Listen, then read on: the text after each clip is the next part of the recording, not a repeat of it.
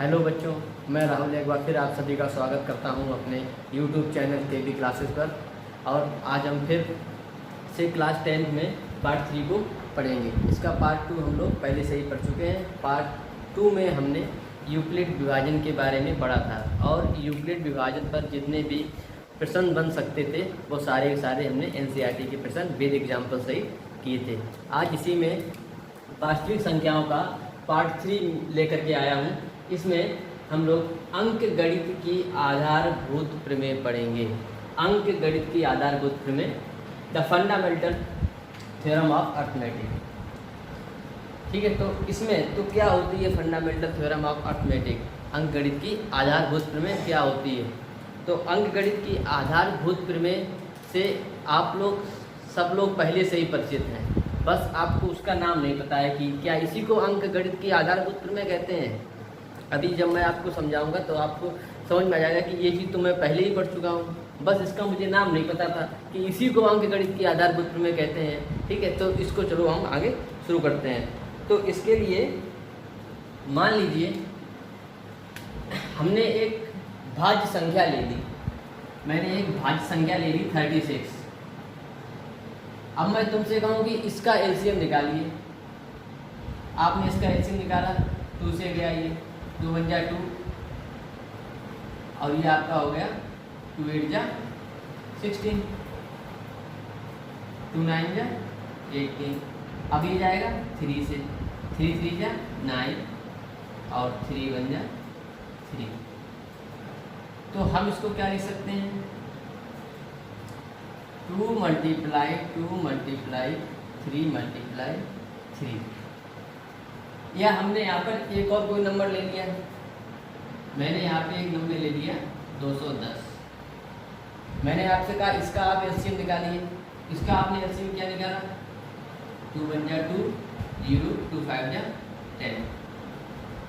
फिर आपने क्या किया, इसको 3 से कटिया डिवाइड, 3 × 3 = 9, 3 × 5 = 15।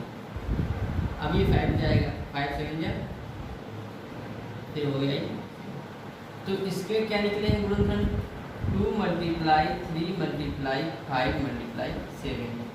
तो 36 के गुणनखंड ये आए हैं और 210 के गुणनखंड हमारे ये आए हैं। तो यहाँ पर हम एक चीज़ देखेंगे कि हमने जो नंबर लिया था, यहाँ पे जो नंबर लिया था हमने 36 लिया था। 36 हमारा कैसा नंबर है, भाज्य संख्या है, कंपोजिट नंबर है। लेकिन इसके जो फैक्टर आए हैं ये हमारे सारे कैसे आए हैं, अभाज्य संख्याएं आएंगी। अभाज्य, जो हमारी अभाज्य संख्या होती है मैं आपको बताऊंगा कैसे होती है। यहाँ पर हमारे कैसे आए, ये भी अभाज्य है, ये भी अभाज्य है, ये भी अभाज्य है और ये भी अभाज्य है। यहाँ पर हमने 210 लिया था, जब इसके हमने फैक्टर निकाले तो इसके क्या, ये भी अभाज्य संख्या आई, ये भी अभाज्य संख्या आई, ये भी अभाज्य संख्या आई और ये भी अभाज्य संख्या आई। तो इस चीज़ को आप बहुत पहले से ही सीख चुके हैं, क्लास 7 में, क्लास 8 में, बस इसका नाम आपको नहीं पता था। तो इसी को तो कहते हैं अंक गणित की आधारभूत प्रमेय। तो इसकी अगर हम परिभाषा पर देखें तो परिभाषा इसकी क्या दी गई है, इसकी परिभाषा दी गई है प्रत्येक भाज्य संख्या, कई संख्या भाज्य संख्या है, भाज्य संख्या 36 ली थी। प्रत्येक भाज्य संख्या को अभाज्य संख्या के गुणनखंड के रूप में व्यक्त किया जा सकता है। अभाज्य संख्या के गुणनफल के रूप में व्यक्त किया जा सकता है। तो ये था, हमने एक भाज्य संख्या ली और उसको अभाज्य संख्या के गुणनखंड के रूप में व्यक्त कर दिया। 2 × 2 × 3 × 3 2 × 3 × 7। तो यही तो है आपकी अंक गणित की आधारभूत प्रमेय, इसको आप लोग पहले से जानते थे, बस इसका आपको नाम नहीं पता था। और इसी से हमने इसकी परिभाषा बना दी, क्या कि प्रत्येक भाज्य संख्या को अभाज्य संख्या के गुणनखंड के रूप में व्यक्त किया जा सकता है। ये है आपकी अंक गणित की आधारभूत प्रमेय, फंडामेंटल थ्योरम ऑफ अर्थमेटिक्स। ठीक है, अब इसमें हम कुछ बातों को सीखेंगे, जैसे कि कुछ लोगों को समस्या आती है भाज्य अभाज्य में। तो पहले तो हम यहाँ पे भाज्य संख्याएं सीखेंगे, फिर उसके बाद हम यहाँ पे अभाज्य संख्या सीखेंगे। यहाँ से मैं आपको जब भाज्य अभाज्य संख्या सिखाऊंगा तो आपका भाज्य अभाज्य संख्याओं को लेकर के बिल्कुल भी कंफ्यूजन नहीं रहेगा। लोगों को अक्सर कंफ्यूजन रहता है कि 2 हमारी भाज्य संख्या है या अभाज्य संख्या है। कुछ लोग कहते हैं भाज्य संख्या है, कुछ लोग कहते हैं अभाज्य संख्या है। तो अभी हम इसको देखते हैं कि ये भाज्य संख्या है या अभाज्य संख्या है। आपको ऐसा तरीका बताऊंगा जिससे आपको कोई नंबर हो आप तुरंत पता कर सकते हैं कि नंबर हमारा भाज्य संख्या है या अभाज्य संख्या है। बिल्कुल भी आपको कोई भी कंफ्यूजन नहीं रहेगा कि भाज्य और अभाज्य को लेकर के, ठीक है। तो इसको मैं अभी आपको बताता हूँ। तो सबसे पहले हम सीखेंगे भाज्य संख्या के बारे में, कंपोजिट नंबर। तो यहाँ पर भाज्य संख्या, भाज्य संख्या।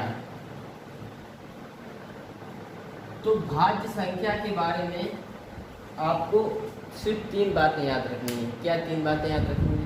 कि जो भाज्य संख्या होती है वो 3 नंबर से विभाजित होती है। कितने नंबर से? 3 नंबर से। संख्या 3 संख्याओं से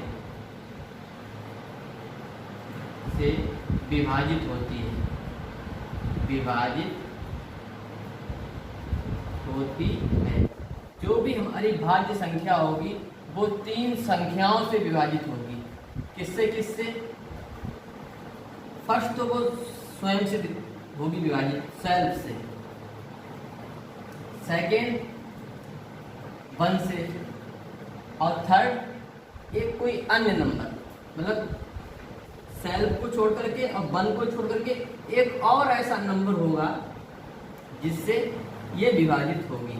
जैसे कि मैं यहाँ पर एग्जांपल लेता हूँ आपका 4 का।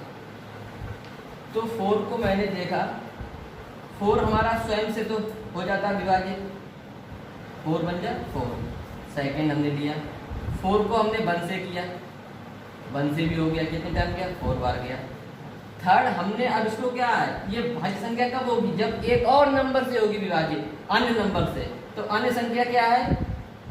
अब देखो ये हमारा 2 से भी होता है विभाजित, 2 2 2 या 4। तो आपने देखा यहाँ पर ये 4 जो हमारी है वो 3 नंबरों से विभाजित हो रही है। एक तो 2 से हो रही है जो अन्य नंबर है, एक 1 से हो रही है, और एक खुद सेल्फ से भी हो रही है। तो जो भाज्य संख्याएं होती हैं वो 3 संख्याओं से विभाजित होती हैं। अगर कोई संख्या 3 संख्याओं से विभाजित हो रही है, 3 संख्याओं का मतलब है कि एक तो वो सेल्फ से होना चाहिए, एक 1 से होना चाहिए, और एक अन्य कोई संख्या से भी विभाजित होना चाहिए। अगर इतना सब कुछ हो रहा है तो वो संख्या हमारी भाज्य संख्या है। अब देखो यहाँ पे 2 हमारी भाज्य संख्या क्यों नहीं है, देखो अभी दिखाते हैं। मान लीजिए हमने यहाँ पर एक 2 का एग्जाम्पल लिया, 2 हमारी भाज्य संख्या क्यों नहीं है? यहाँ पर हमने 2 लिया। अब अगर 2 को हम डिवाइड करें 2 से, सेल्फ से चलेगी 1 टाइम। 2 को हम डिवाइड करें 1 से, चला गया। अब क्या तुम्हारे पास कोई और एक नंबर है जिससे हम 2 को कर सकते हैं विभाजित? बताइए। हमारे पास और कोई भी नंबर नहीं है जो 2 को विभाजित कर सके, इसलिए हमारी 2 क्या हो जाती है? इसलिए हमारी 2 हो जाती है अभाज्य संख्या। क्या हो जाती है? अभाज्य संख्या। तो अभाज्य संख्या की परिभाषा में क्या है? अभाज्य संख्या की परिभाषा में है कि इसमें आपको 2 बातें याद रखनी है। क्या बातें? 2 बातें याद रखनी है। यह संख्या 2 संख्याओं से विभाजित होगी, एक तो स्वयं से और एक 1 से। ठीक है, एक तो वो नंबर स्वयं से होगा विभाजित और एक 1 से होगा। इसके अलावा वो नंबर किसी भी संख्या से विभाजित नहीं हो सकता। जैसे कि हम पहला ही एग्जाम्पल ले लें, यहाँ पे हम डाल देते हैं अभाज्य संख्या। अभाज्य संख्या है तो पहला ही एग्जाम्पल हम ले लेते हैं 2 का। मैंने आपको बताया था कि 2 हमारा किससे होगा? 1 से हो जाएगा और 2 से हो जाएगा। इसके अलावा और किसी भी नंबर से हमारा 2 विभाजित नहीं होगा। सेकेंड, एक और एग्जांपल ले लेते हैं। एक और हमने एग्जांपल ले लिया 3 का।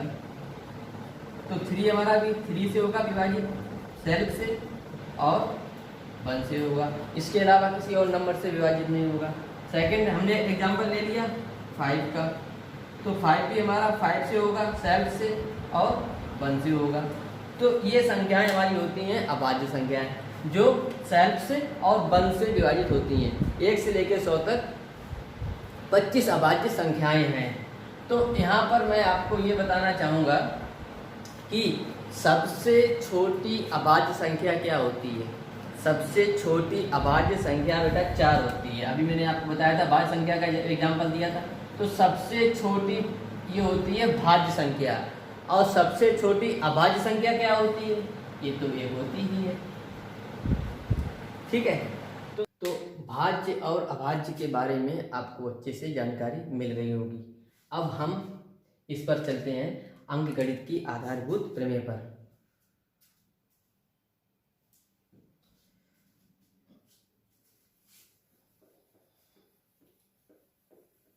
तो अंकगणित की आधारभूत प्रमेय कहती है कि प्रत्येक भाज्य संख्या को अभाज्य संख्या से गुणनफल के रूप में व्यक्त किया जा सकता है, लेकिन संख्या को आरोही क्रम में ही विभाजित करेंगे। संख्या को आरोही क्रम में ही विभाजित करेंगे। जैसे कि प्रत्येक संख्या को अभाज्य संख्या के रूप में व्यक्त किया जा सकता है। हमने यहाँ पर एग्जाम्पल ले लिया 210 का। तो इसका हम जब एलसीएम निकालेंगे तो इसमें एक लाइन लिखी है कि लेकिन संख्या को आरोही क्रम में ही विभाजित करेंगे। संख्या को हमें आरोही क्रम में ही विभाजित करना होगा। तो सबसे पहले ये किससे कटेगा, 2 से कटेगा। 2 1 जा 2, 0 2 5 जा 10। फिर किससे कटेगा, ये 2 से कटेगा नहीं, अब कटेगा ये 3 से कट जाएगा। 3 3 जा 9, 3 5 जा 15। अब ये 3 से नहीं कटेगा, अब इसलिए कटेगा 5 से। 5 7 जा 35 और 7 1 जा 7। तो देखा मैंने पहले ये सब क्या है, आरोही क्रम में असेंडिंग ऑर्डर में है। 2 से बड़ा 3, 3 से बड़ा 5, 5 से बड़ा 7। तो इसको हम किस रूप में लिख सकते हैं, इसको हम लिख सकते हैं 2 × 3 × 5 × 7। तो हमने एक 210 भाज्य संख्या ली थी, मैंने एक 210 भाज्य संख्या ली थी और इसी को मैंने अभाज्य गुणनखंडों के रूप में व्यक्त कर दिया। इसी को मैंने अभाज्य गुणनखंडों के रूप में व्यक्त कर दिया। अभाज्य गुणनखंडों के रूप में व्यक्त करने से मतलब है इसके अंदर जो भी संख्याएं आएंगी वो कैसी हैं, सारी हमारी अभाज्य संख्याएं हैं। 2 भी अभाज्य, 3 भी अभाज्य, 5 भी अभाज्य है और हमारी 7 भी अभाज्य है। तो ये होती है आपकी अंकगणित की आधारभूत प्रमेय। बस आपको इस चीज़ को ध्यान में रखना है कि हमको जो भाग करेंगे, संख्याओं को विभाजित करेंगे, उसको आरोही क्रम में ही लेंगे, असेंडिंग ऑर्डर में, बढ़ते हुए क्रम में, 2 3 इस टाइप से आगे बढ़ते हुए क्रम में लेंगे। अगर हम बढ़ते हुए क्रम में नहीं लेंगे तो हमारा ये गलत भी हो सकता है। जैसे मैं आपको एक एग्जांपल दूं, यहाँ पर मान लीजिए हमने यहाँ पे 36 संख्या ले ली। तो 36 को अगर हम आरोही क्रम में विभाजित ना करें, मान लीजिए हमने इसको किससे कर सकते हैं, इसे 4 से कर दिया, 4 9 जा 36। अब इसको हमने कैसे 3 से कर दिया, 3 3 जा 9। अब भी ये हो गया। लेकिन अब क्या, अब जो उसे गुणनखंड आएंगे वो क्या आएंगे, 4 × 3 × 3। और मैं 4 आपको बताया था क्या होती है, भाज्य संख्या होती है। तो ये आपका बिल्कुल भी गलत हो जाएगा। इसको हम कायदे से करेंगे। कैसे, पहले करेंगे हम 2 से, 18 टाइम जाएगा। फिर करेंगे हम, फिर 2 से करेंगे, ये आपका जाएगा 9 टाइम। और फिर हम करेंगे 3 से, 3 3 जा 9 और ये 3 3 1 जा 3। तो इसके देखो, अब जो इसके हमें गुणनखंड मिले हैं वो हमें कैसे मिले हैं, अभाज्य ही मिले हैं। सारे के सारे हमें इसके अभाज्य गुणनखंड मिले हैं। 2 भी हमारा अभाज्य होता है, 3 और 3 भी हमारा अभाज्य होता है। तो इसको हम क्या लिख सकते हैं, 2 की पावर 2 मल्टीप्लाई 3 की पावर 2। इस टाइप से इसको हम लिख सकते हैं। यही है आपकी अंकगणित की आधारभूत प्रमेय। तो इसको हमने बहुत ही अच्छे से समझ लिया। अब इस पर बेस्ड क्वेश्चन ऐसे आते हैं। इसका प्रयोग हम केवल एलसीएम और एचसीएफ निकालने के लिए करते हैं। इसका प्रयोग एचसीएफ और एलसीएम, क्योंकि जब हम एग्जाम में एचसीएफ निकालते हैं और एलसीएम निकालते हैं तो किसी भी संख्या के अगर हमें गुणनखंड करने हो तो उसमें क्या करते हैं, सबसे पहले सबसे छोटी संख्या से भाग करते हैं। इसी प्रकार से तो हम निकालते थे एलसीएम। तो बस इसका प्रयोग हम एलसीएम निकालने के लिए करते हैं। तो ये चीज़ आप पहले ही पढ़ चुके थे और आज इसको मैंने इससे आपको रूबरू करा दिया कि उसी चीज़ को अंकगणित की आधारभूत प्रमेय कहते थे, जिसको आप पहले से पढ़ चुके हो। अब इसमें आपका पहला टॉपिक है अभाज्य गुणनखंड विधि। तो अभाज्य गुणनखंड विधि क्या होती है? तो अभाज्य गुणनखंड विधि क्या है? इसी को ही हम अभाज्य गुणनखंड विधि कहते हैं। ठीक है, आपको एग्जाम में सवाल दे देगा कि अभाज्य गुणनखंड विधि से इन संख्याओं का एलसीएम निकालिए, इन संख्याओं का एचसीएफ निकालिए। तो अभाज्य गुणनखंड विधि से आपसे वो एचसीएफ और एलसीएम निकालने के लिए कहेगा। तो अभाज्य गुणनखंड विधि, अभाज्य गुणनखंड विधि से एलसीएम और एचसीएफ निकालना।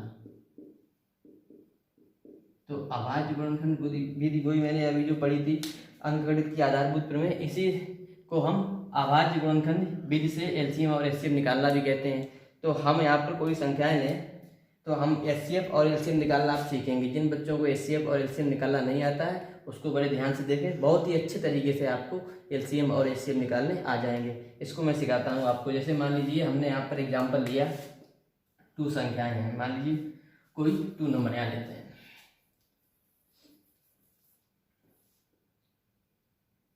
मैंने एग्जाम्पल लिया 9 का और 20 का। मैंने आपसे कहा कि इसका मैं क्या 6 कर लो, यहाँ पे 6 का और 20 का छोटे नंबर ले लो। पहले हम छोटे नंबर से जब अच्छे से सीख जाएंगे तो बड़े नंबर को भी हम अच्छे से निकाल सकते हैं। तो 6 और 20 का एचसीएफ और एलसीएम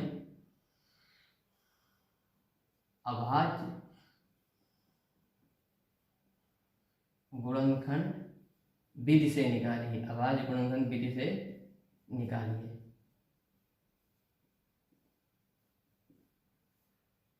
तो इन दोनों का एचसीएफ और एलसीएम निकालने के लिए कैसे निकालना है? हमें अभाज्य गुणनखंड विधि से निकालना है, अभाज्य गुणनखंड विधि से निकालना है। तो पहले इनके हम क्या निकालेंगे? गुणनखंड निकालेंगे। तो पहले हम क्या करेंगे? हमने 6 के गुणनखंड निकाल लिए। 6 के गुणनखंड क्या आएंगे? सबसे पहले सबसे छोटे नंबर से देखेंगे, हो रहा है विभाजित, 1 से नहीं करेंगे, 1 को छोड़ करके और जो भी नंबर से हो रहा है विभाजित। तो 1 को छोड़ दिया, किससे हो रहा है? 2 से हो रहा है। 2 3 जा 6 और 3 बन जा 3 हो गया। तो 6 के गुणनखंड हमारे क्या आए? 2 × 3 आए हैं। अब यहाँ पर हम किसके निकालते हैं? 20 के निकालेंगे। सबसे छोटा नंबर 2 से हो रहा है, 10 टाइम हो रहा है, अब 5 टाइम हो रहा है। अब ये सिर्फ 5 से ही जाएगा, 5 × 5। तो 20 के हमारे क्या है? 2 × 5। ये हमारे क्या है? 20 के आए। अब मैं अगर आपसे कहूँ इनका एचसीएफ निकालिए और एलसीएम निकालिए, तो हम इसको यहाँ लिखते हैं। 6 इक्वल हमने क्या लिखा था? 2 × 3 और 20 इक्वल क्या लिखा था? 2 × 5। अब सबसे पहले हम इसका निकालेंगे एचसीएफ। देखो बेटा, इसको एचसीएफ कैसे निकालते हैं? एचसीएफ का मतलब क्या होता है? एचसीएफ, इसका मतलब क्या होता है? Highest common factor. तो इनमें सबसे बड़ा हाईएस्ट, एक तो मतलब हाईएस्ट से हाईएस्ट हुई हो, दूसरी चीज क्या हो? वो कॉमन भी होना चाहिए। ये जरूरी नहीं खाली हाईएस्ट से काम नहीं चलेगा। हाईएस्ट में यहाँ पे 3 भी है, 5 भी है, लेकिन वो कॉमन भी होना चाहिए। तो यहाँ पर हमने देखा कि 2 कॉमन है। 2 से बड़ा क्या कोई हाईएस्ट नंबर ऐसा है जो कॉमन है? 2 से बड़ा यहाँ पर कोई भी ऐसा हाईएस्ट नंबर नहीं है जो कॉमन है। तो यहाँ पर हमें 2 ही ऐसा नंबर दिख रहा है जो कॉमन भी है और हाईएस्ट भी है। तो दोनों बातें यहाँ पर अप्लाई हो रही हैं। तो इसका एचसीएफ क्या हो जाएगा?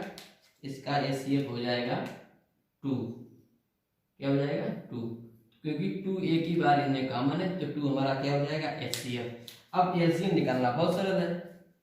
एलसीएम कैसे निकालेंगे? एलसीएम निकालने के लिए हम क्या करेंगे कि जो भी हमारा कॉमन वाला था, कॉमन क्या था हमारा? 2 कॉमन था, इस 2 कॉमन को लिख दिया। फिर जितने ये बचे हुए नंबर हैं उनको लिख देते हैं। ऊपर क्या बचा था हमारा? 3 बचा था। इधर क्या बचा था हमारा? ये वाला 2 बचा था।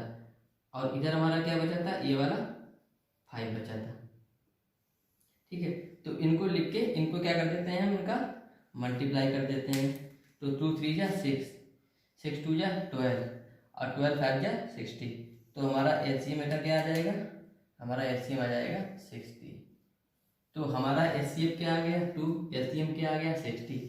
यही होता है अभाज्य गुणनखंड विधि से एचसीएफ और एलसीएम निकालना। आगे जब इस टाइप के क्वेश्चंस आपके एक्सरसाइज में आएंगे तो उनको भी बहुत अच्छे से कराएंगे। उसमें बड़े क्वेश्चन भी होंगे, छोटे क्वेश्चन भी होंगे, जहाँ पर आपको बहुत अच्छी तरीके से समझाएंगे। अभी मैंने आपको एक तरीके से इसका बेसिक समझा दिया है। अब इसके बारे में एक चीज़ और है, उसको और जान लेते हैं अच्छे तरीके से। तो इसी में आपका आगे एक पॉइंट और रह गया था, उसको भी हम अच्छे से सीख लेते हैं। पॉइंट हमारा क्या है, पॉइंट हमारा है किन्हीं दो धनात्मक पूर्णांक मैंने आपको बताए थे 1 2 3 4 5 6 7 इस टाइप से बढ़ते जाएंगे, सब क्या होते हैं धनात्मक पूर्णांक होते हैं। और शून्य हमारा क्या, एक हमारा शून्य पूर्णांक होता है, एक हमारा क्या होते हैं ऋणात्मक पूर्णांक होते हैं, -1 -2 -3 -4 इस टाइप से बढ़ते चले जाएंगे। तो ये सब क्या है हमारे ऋणात्मक पूर्णांक होते हैं। तो धनात्मक पूर्णांक हमारे क्या है 1 2 3 4 5। तो कह रहा है किन्हीं दो धनात्मक पूर्णांक a और b के लिए a × b equal HCF multiply LCM. इसका कहने का मतलब ये है कि अगर हम कोई दो संख्याएं लें और उनका एचसीएफ निकाल लें, उनका एलसीएम भी निकाल लें, तो जो नंबर हमारा दो संख्याओं का गुणा करने पर आएगा वही नंबर उन दोनों संख्याओं के एचसीएफ और एलसीएम का भी गुणा करने पर आएगा।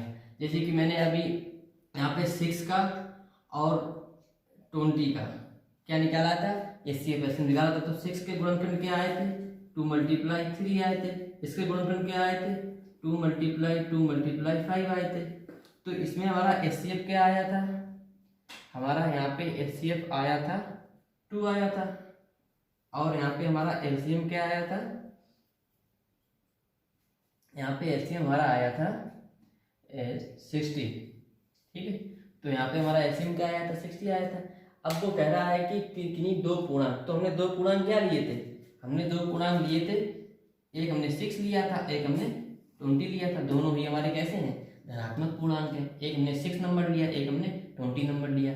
तो कह रहा है कि किन्हीं दो धनात्मक पूर्णांक a और b के लिए, तो ये हमारी a हो गई, a बराबर 6, b बराबर हमारा क्या हो गया 20 हो गया।